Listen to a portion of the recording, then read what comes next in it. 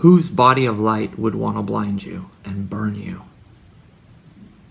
Those who know the Spirit of God is like a fire burning, they love that fire. It doesn't burn you. The other fire does. It burns your eyes so you cannot see the true light or the one life. It burns you, and it is sad.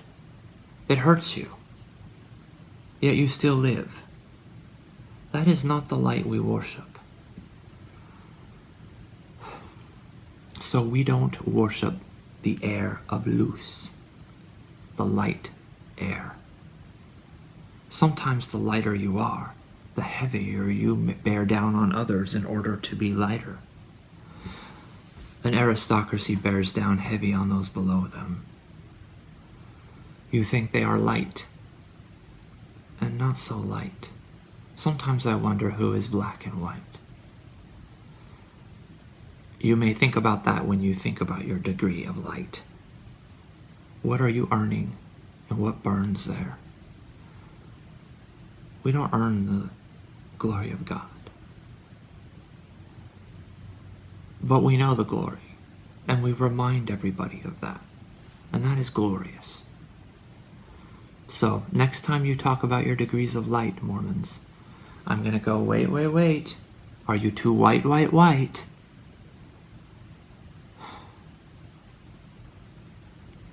Don't you like the colors? Joseph did. He loved the colors. I bet you he could see the colors too, but I'm not sure. Some people can see the colors. Anyways, would the light of one named Lucifer stand for the soul? He is a soul. We are all souls. But do you honestly think he would like sulfur if he had a chance? Think of the metaphor. I'm speaking in metaphors. What do they say about sulfur? Don't you find that ironic? He wouldn't want you to be around something that means something like that. And I don't find it too surprising. Sulfur or Lucifer? Isn't it weird how we say these things? Think about what you say. Think about your syllables. For sometimes they know not what they do, yet they think they do. And yet they know not what they do. And sometimes they know not what they say, but they think they do anyway.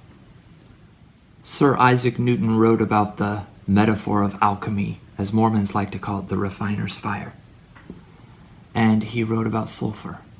And he said, at the end of the journey, he said, those who follow the philosopher's stone or the road to alchemy to find the truth, find that gold is their brimstone, not the metal. I've been working on these videos and I've gotten a little frustrated. I've been frustrated because I've been thinking about how, as a Latter-day Saint and growing up, they've never talked to me or taught me that the glory of the sun, the celestial, the glory of the sun is the kingdom of the soul. S-O-L. Like solar sect. I've been saying this the whole video, and I want you to know why they do not do this. The soul, S-O-U-L, is how we say soul. Everyone has a soul, a spirit and a soul. Soul means sun, like S-O-N. They don't tell you this. They don't want you to know, like Joseph, son of Joseph. Joseph, soul of Joseph. It is a son. But Joseph of Egypt already lived. How can Joseph of Egypt, soul of Joseph? They don't tell you that you can be born again. And this is very frustrating for me, because they want to act like S-U-N, sun. Like it's a sun out in the sky. Fine, it is. Yes, it is.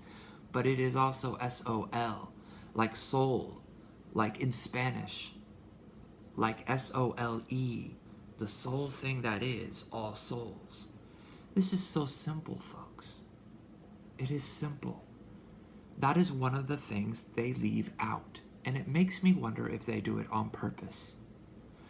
It makes me wonder if that's the same reason the Catholics leave it out. They tell you you could go to purgatory. Well, you can go to spirit prison and spirit paradise. That is your version, Mormons, of purgatory. And you wait there, fine. But they never tell you that a spirit that is released from its body can be born again on earth before the resurrection. And that is very frustrating for me.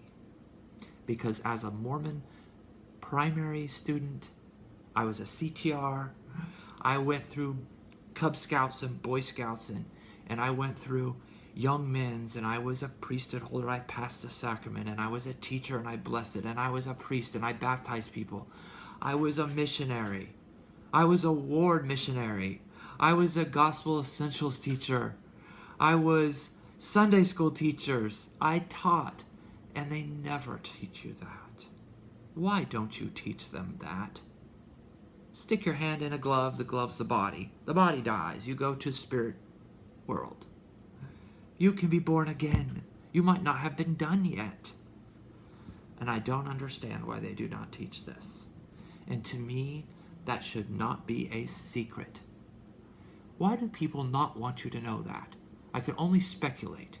But one of the reasons I think is because they don't want you to know you have another chance. Maybe you're not done yet. Maybe you messed up. But you do have more than one chance.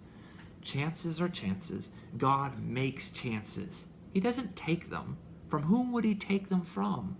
All that is all that is. He cannot take a chance from something else. There is nothing else. So God is the chance maker, not the chance taker. That's why he's not a bettor. He doesn't even take chances. He makes chances. Now, does that sound more, listen to your heart, like a kind, forgiving Heavenly Father than the kind you have been taught about, who says, well, you had your chance? You know, when I was an elementary school teacher, we would have math tests we had to give the students, and I taught 4th grade and 3rd grade. We would have to make sure they passed the test for that month, for the unit, or whatever we were working on. Now, if they did not pass it, we didn't just go, well, that's enough for you. On to the next lesson. You got an F. We did not do that. In fact, it was required that we go back and we reteach them, for they have not learned that yet. Or maybe they're not done experiencing, in this case, of our lives here. Maybe there's more the soul wants to do. This is not a big surprise, okay? I want you to know one thing. The Israelites of old did believe that men can be born again. In fact, they're waiting for David to be reborn. And they're waiting for a lot of things. People can be born again, physically. They're not done yet. And God makes time, doesn't take time. Takes time? Well, I'll tell you one thing. God is all time, and he gets his stuff done right now.